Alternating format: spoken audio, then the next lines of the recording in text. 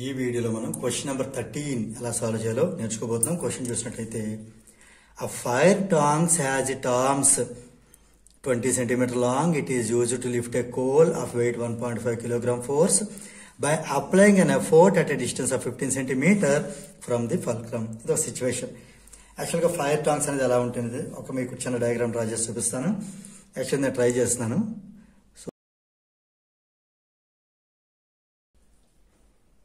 ఇక్కడ మనం coal piece దాన్ని మనం హోల్డ్ చేస్తున్నాం అనుకుందాం. రైట్, ఇక్కడ మనం ఎఫర్ట్ని పెడతాం. ఇది ఈ పాయింట్ ఉంది కదా, ఇది మనకి ఇది ఫల్క్రమ్ డినోట్ చేస్తుంది. ఇది ఫల్క్రమ్. ఇక్కడ మనం ఎఫర్ట్ ఏం చేస్తాం, ఇలాగ మనం పైనుంచి అనే ఎఫర్ట్ పెడతాం. ఇలా పైనుంచి కనుక ఎఫర్ట్ పెడితే ఈ లోడ్ అనేది ఇలా అప్లై అవుతుంది. ఒక్కోసారి ఎఫర్ట్ మనం కలిపి పట్టుకోవాలి కదా, పైనుంచి కింద నుంచి ఇలా కలిపి పట్టుకుంటాం కదా. ఇప్పుడు ఇలా పట్టుకుంటాం దీన్ని. అంతేగాని ఎఫర్ట్ ఇలా అప్లై అయినప్పుడు లోడ్ అనేది ఈ రకంగా ఉంటుంది. రైట్, ఇది మనం మామూలు నార్మల్ డయాగ్రామ్ డ్రా చేసుకుందాం. ఎప్పుడు మనం చేసినట్టయితే చూసినట్టయితే ఇది మనకి ఇదిగో ఇది ఫల్క్రమ్ ఎఫ్, ఇది ఎఫర్ట్, ఇది లోడ్. రైట్, ఇప్పుడు మనకి ఇచ్చిన వాల్యూస్ అన్ని ఇందులో మనం నోట్ చేసేద్దాం.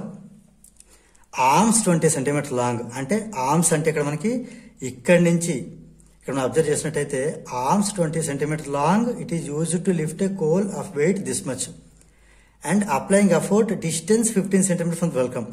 ఇక్కడి నుంచి ఇక్కడ దాకా మనకి ఆర్మ్స్ అన్నప్పుడు మొత్తం అంతా ఆర్మ్స్ వస్తుంది. అంటే ఇక్కడి నుంచి ఇక్కడి వరకు ఇదంతా వచ్చి మనకి 20 cm లాంగ్.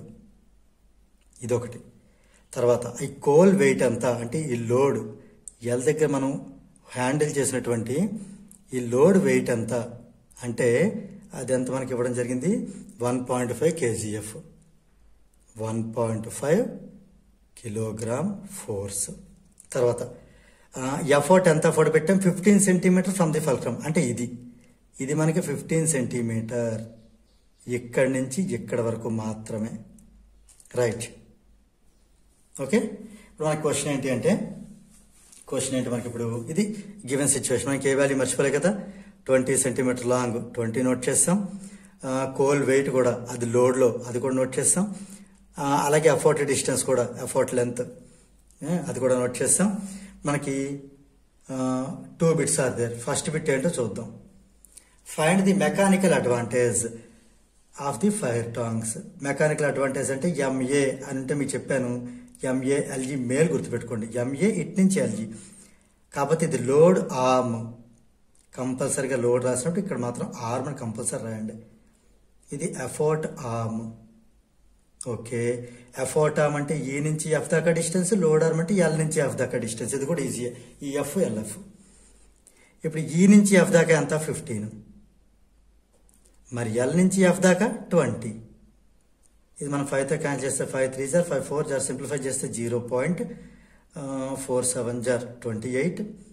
ఇంకా 30 కదా వస్తుంది.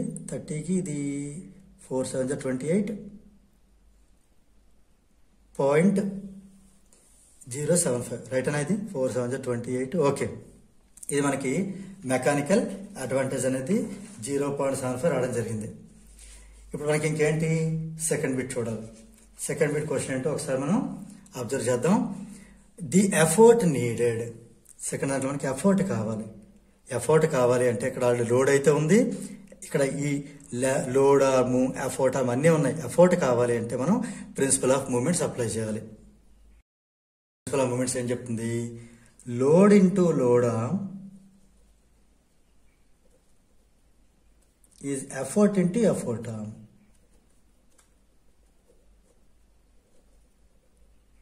ఓకే, లోడ్ అంటే అంత మనకి 1.5 kgf. జస్ట్ 1.5 రాద్దాం. ఆన్సర్ అడుగు మనకి కేజీఎఫ్లో వస్తుంది. 1.5 ఇంటూ లోడ్ ఆర్మ్ అంటే ఇది 20. ఎఫర్ట్ మనం ఫైండ్ అవుట్ చేయాలి ఇంటూ ఎఫర్ట్ ఆర్మ్ అంటే 15. ఓకేనా, మనం ఏం సింప్లిఫై చేయడం, ఏం ఫైండ్ అవుట్ చేయడమే. ఇప్పుడు ఈ కావాలి అంటే ఈ 1.5 ఈ 10తో మల్టిప్లై చేస్తే 15 అవుతుంది. 15 2 జా 30 అయింది. ఇది అక్కడికి 15 కిందకి వెళ్తుంది అంటే 2 వస్తుంది. ఇది మనకి పాయింట్లు ఇచ్చేటి కావాలంటే 2.0 కూడా రాసుకోవచ్చు. Therefore the effort needed is 2.0 లేదా 2 kgf. దీంతో మనకి ఈ క్వశ్చన్ నెంబర్ 13 అనేది కంప్లీట్ అయింది.